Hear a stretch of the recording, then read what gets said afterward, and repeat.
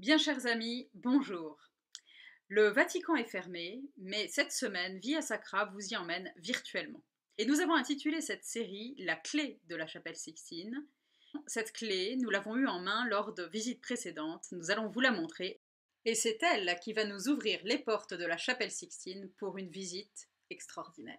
Suivez notre guide spécialiste de la Cité du Vatican qui vous emmènera découvrir cette merveille. À très vite.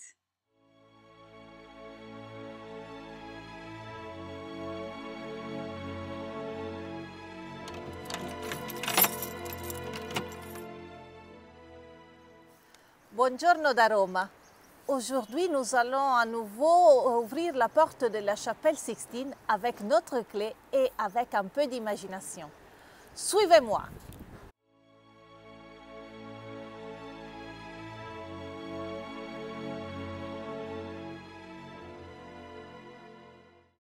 La chapelle est un espace vraiment unique. Contrairement à d'autres églises et basiliques romaines qui, au fil des siècles, ont subi des transformations, elle garde toute son homogénéité. En effet, elle a été façonnée à 3 reprises en seulement une soixantaine d'années. Tout était prêt pour que la chapelle soit inaugurée le 15 août 1483. Pendant la messe toute solennelle, le pape Sixte IV va dédier la chapelle à Notre-Dame de l'Assomption. Et elle est encore dédiée, en effet, à Notre-Dame de l'Assomption. C'est de la fin du XVe siècle toute l'infrastructure de la chapelle.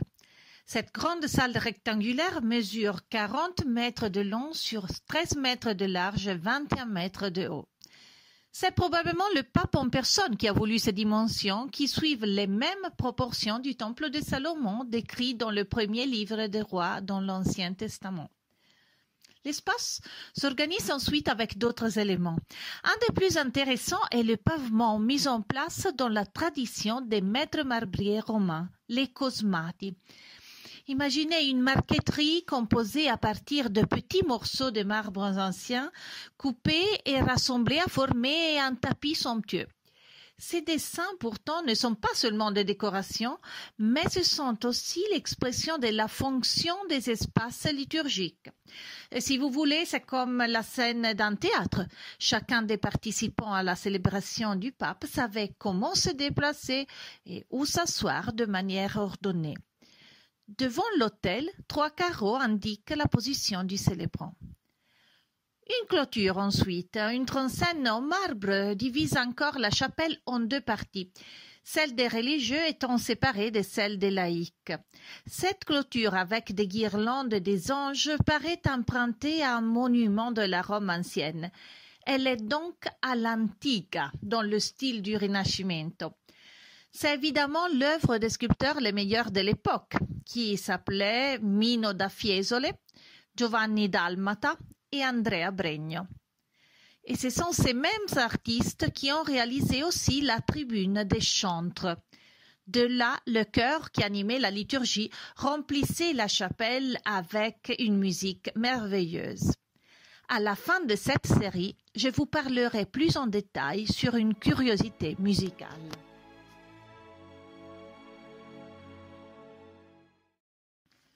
Nous avons perdu par contre la décoration originale de la voûte en berceau au profit des fresques de Michelangelo. En 1483, on aurait admiré un ciel étoilé sur un fond bleu foncé, œuvre du peintre Pier Matteo d'Amelia. Les étoiles étaient réalisées avec 2 petites boules de cire dorée qui réfléchissaient la lumière des bougies.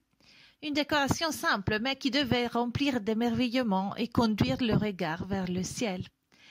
Mais sans doute le chef-d'œuvre le plus émouvant qui nous reste de l'époque de Sixte IV est la décoration en fresque sur 3 des 4 murs, achevée en 2 ans seulement, entre 1481 et 1483.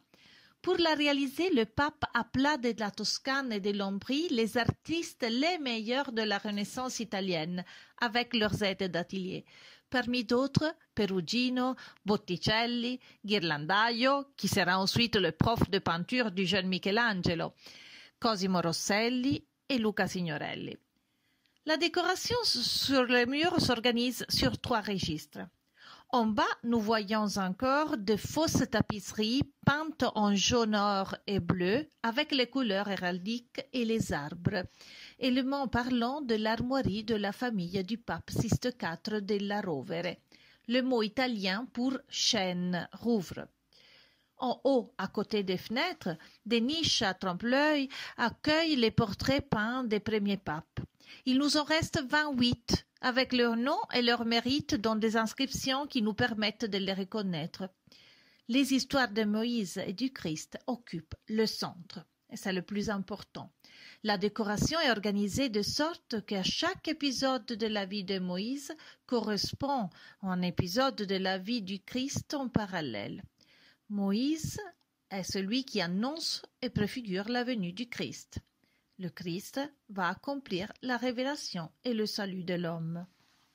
Après la construction et décoration de l'époque de Sixte IV, vont suivre 2 interventions de Michelangelo au XVIe siècle.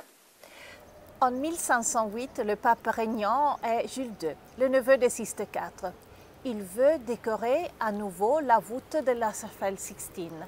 Il appelle donc Michelangelo Buonarroti, le plus grand artiste de son temps, et tout sera prêt pour la messe de la Toussaint en 1512. Arrivederci da Ludovica.